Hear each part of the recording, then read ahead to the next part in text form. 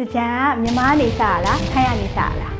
တကယ်တော့တကြံဆိုတာကအိန္ဒိယယဉ်ကျေးမှုအခြေခံပြီးတော့စတင်လာတာဖြစ်ပါတယ်မြန်မာမှာဆိုလို့ရှိရင်ဗကန်ခေတ်17ရာစုကနေစပြီးတော့မြန်မာတကြံကိုကြီးကြီးကျယ်ကျယ်ခန်းခန်းနားနားနဲ့ကျင်းပလာကြတာဖြစ်ပါတယ်တကြံကပါဠိစကားဖြစ်တဲ့တထုကြံတန်ကြံဆိုတဲ့စကားကနေဆင်းသက်လာတာဖြစ်ပြီးတော့မြန်မာရိုးရာယဉ်ကျေးမှုပွဲတော်တစ်ခုဖြစ်ပါတယ်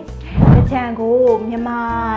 ပြက်ကတိန်လေးမှာဆိုလို့ရှိရင်တကူးလာဆန်း73ရက်နေ့ကနေစပြီးတော့အချိုအကျတက်နှစ်ဆန်း1ရက်ဆိုပြီးတော့3ရက်4ရက်တိုင်အောင်ကြီးကြီးကျယ်ကျယ်ခန်းခန်းနားနားကျင်းပတဲ့ပွဲတော်တစ်ခုလည်းဖြစ်ပါတယ်။ဒါအပြင်တရားဘဝနာအားထုတ်ကျင်ကြတဲ့လူတွေဆိုလို့ရှိရင်လည်းဒီတကြံပိတ်ရက်ရှိမှာပေါ့နော်တရားစခန်းဝင်ကြတာတွေလို့ရှိရင်ယောက်ျားလေးဆိုရင်ဖုန်းကြီးဝတ်ကြတာတွေပေါ့နော်အဲ့လိုမျိုးအလူကြီးတွေပေးပြီးတော့ကုသိုလ်ကောင်းမှုတွေယူကြတဲ့ကာလလေးဖြစ်ပါတယ်။ဒါလေးရကြတော့မြမရိုးရာတကြံမှာပြုလုပ်လေးရှိတဲ့ချစ်စရာကောင်းတဲ့ဒလိလေးတွေဖြစ်ပါတယ်ဒီတကြံစပြီဆိုတာနဲ့ပေါ့နော်တကြားမင်းကိုကြိုးတဲ့အနေနဲ့အိမ်တိုင်းမှာအတာအိုးလေးတွေထားပြီးတော့ကြိုးကြတာပေါ့နော်အဲ့ဒီအလေးထားလေးလေးရှိပါသေးတယ်ပြီးတော့ငငယ်တွေကပေါ့နော်လူကြီးတွေပြောကြတာကြားဘူးတာကြတော့ဒီတကြားမင်းကြီးကဒီကြံအတွင်းဆိုလို့ရှိရင်လူပြိုဆင်းလာတယ်ဆင်းလာပြီးွားလို့ရှိရင်ကောင်းတဲ့လူတွေကိုကြတော့နာမည်မှတ်သွားတယ်ကောင်းတဲ့လူတွေကိုဆိုလို့ရှိရင်ကူညီပေးရပေါ့နော်အဲ့လိုမျိုးအယူအဆလေးတွေလည်းအရင်တော့ကလည်းရှိခဲ့ကြတယ်ပေါ့နော်အဲ့တော့တကြံကထိုင်းကနေစတာမြန်မာကနေစတာမဟုတ်ဘဲနဲ့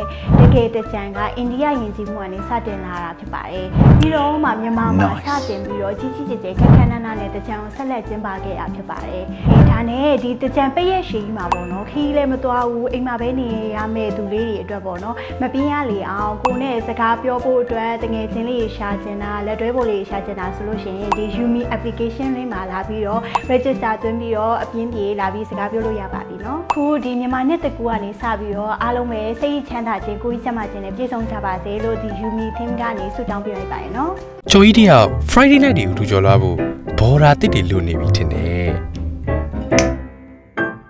ရတယ်အစ်စေယူမီအက်မှာကို့အတန်လေးနဲ့ဟယ်လိုလိုက်ရုံပဲလေ